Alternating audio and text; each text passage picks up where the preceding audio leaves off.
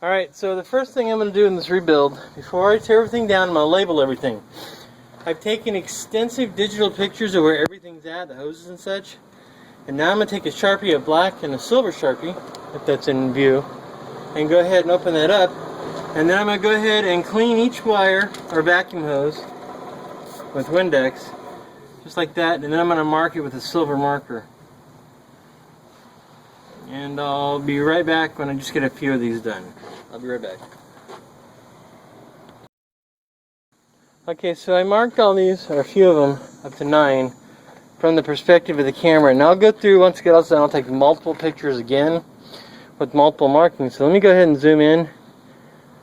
And like I said, the numbers are in perspective of the camera. So they're going to be like this, or some will be like that if they have to. Like this one's a little off, but it's still 3.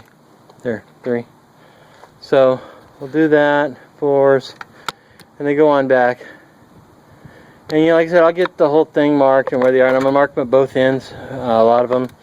And I'm going to replace them, because like this one here, let me zoom in on it. It's number 2. This comes from the charcoal canister, I think.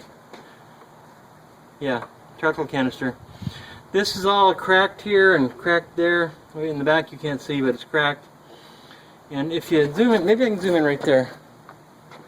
Let me see here. I don't know how much that's coming out.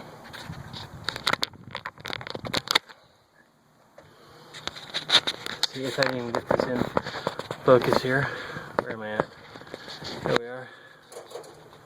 If you look at that, it's really cracked up here. We're going to redo that. So we'll just go back here. You just have to trust me on it. That is really bad. So once I get all that done, we'll go ahead and reset everything up. And I'll get everything marked, take more pictures, and we'll be good to go. I'm going to start with the EFI, pulling that off. Well, maybe I might start the manifold, but probably the intake manifold. We got to get this off because there's a bolt right down there that I can't really show you right now, but there's a bolt down there that you have to get all this off first before you can get to them, then pull the whole thing off. But we're going to pull off all the wires and all the linkages and all the hoses. I'm going to pull all this off here. I'm going to pull off the fan shroud. I'm going to pull off the fan and take more pictures there. I don't want to pull the front of it off for the timing chain, but we'll have to see when we get open. We don't know what we're going to see. If it's got the plastic timing guides, I might just do it anyway. The last time this engine was rebuilt was in 2001. I think we paid about $1,500 to have it rebuilt. It had a cracked head, got a new head on it. 2001, and that was 70,400 and something miles. Like say 70,450 miles. I got the receipt in house, the odometer, but so we got a, let's just say 70,000 miles on this timing chain, and they're good for like 100, 130. And I just don't want to do it. But we'll see. We'll see what it is. If the guides are cracked in there, I will go out and buy the aftermarket metal ones. But that's another video later on. Well, when we get it done, we'll do it and we'll see where we stand. But I got to go mark everything, so I'll be back once I start doing some of the assembly.